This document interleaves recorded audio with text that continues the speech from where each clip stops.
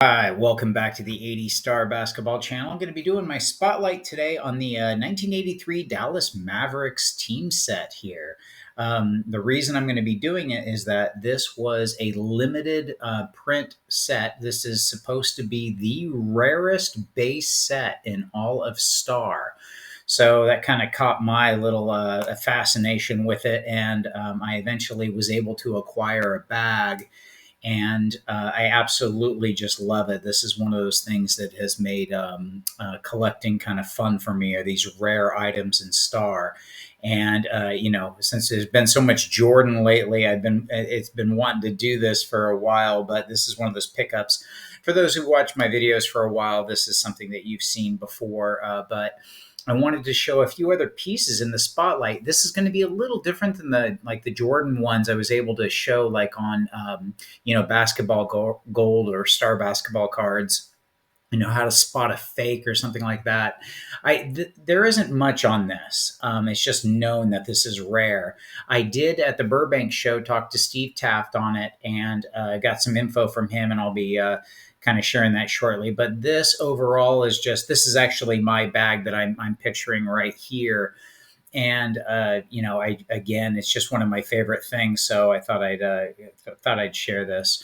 One of the other things that I have on it is uh, here is the uncut sheet. So I also have this. If you've seen my videos and you'll see it in the background, I have this uncut sheet. So I kind of have and it's got the Mavericks on it, and this is kind of in its base form. So kind of a cool look.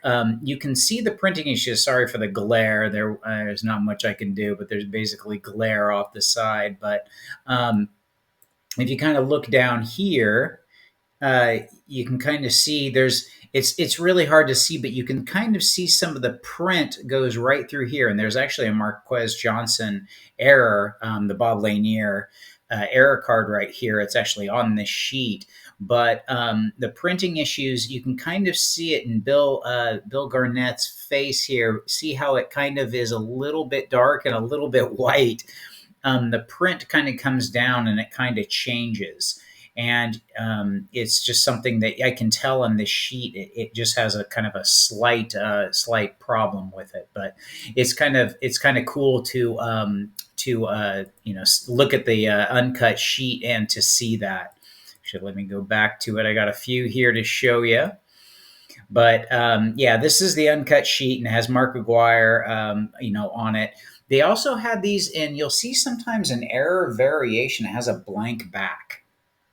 And this isn't supposed to, it's not any more desirable from what I understand. It's not any more desirable or rare. It's just a kind of like it's just, I don't want to say an error card, but it's just a blank back, and you'll see that. And it's not, again, it's not considered desirable. So just one of the things that to note when I started looking to pick these up.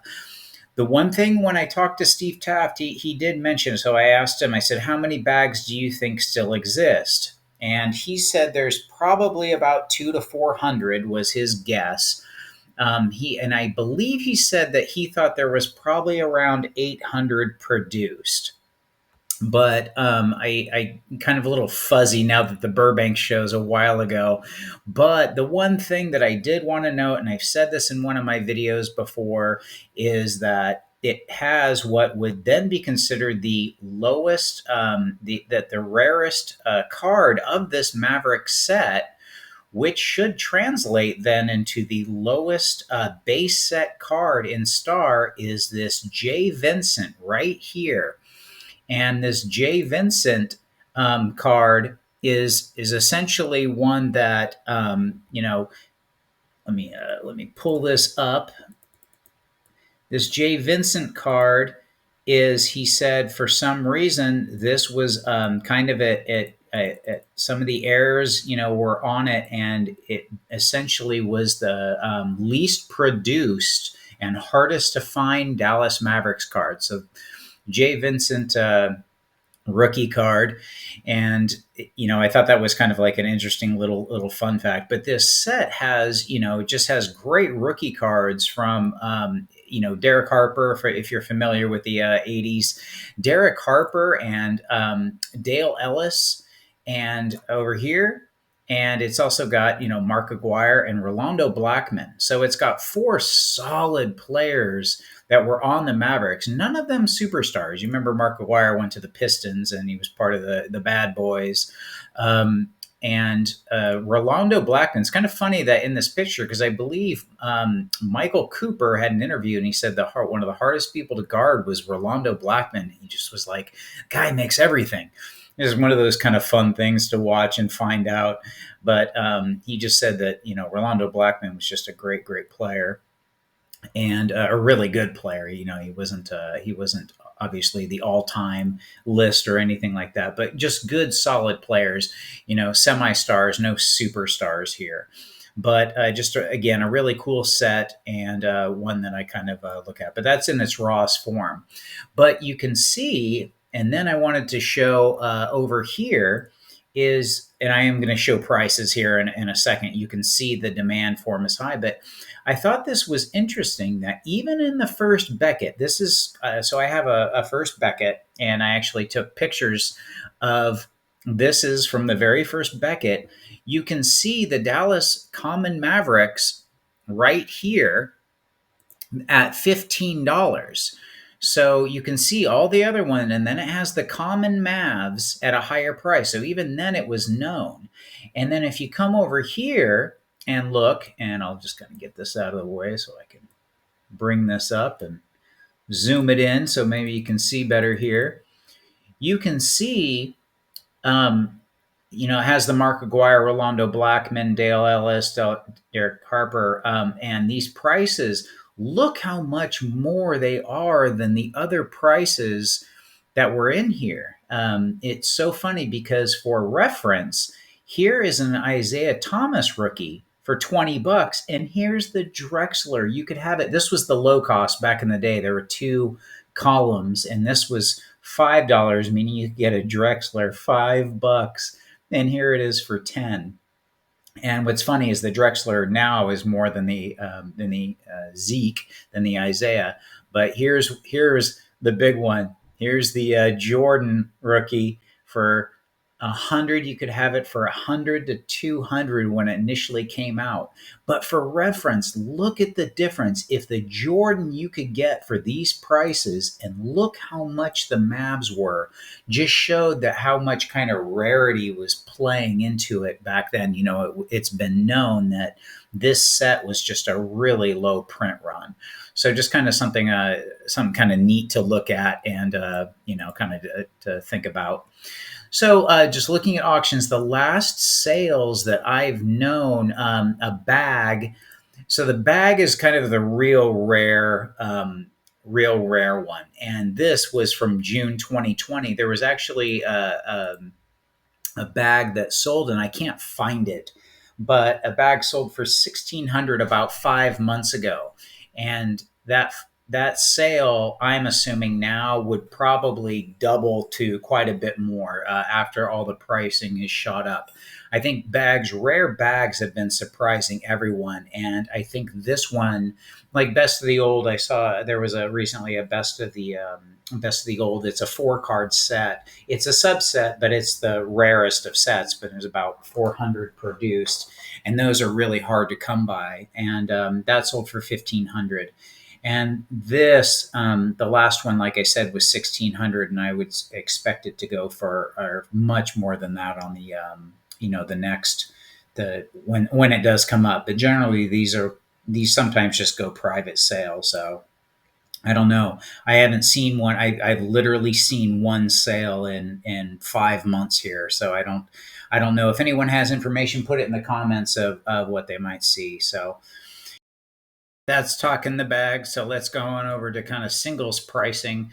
And singles pricing, there, you'll see more for like the Mark Aguirre, and you'll see, in the Dale Ellis, Derek Harper.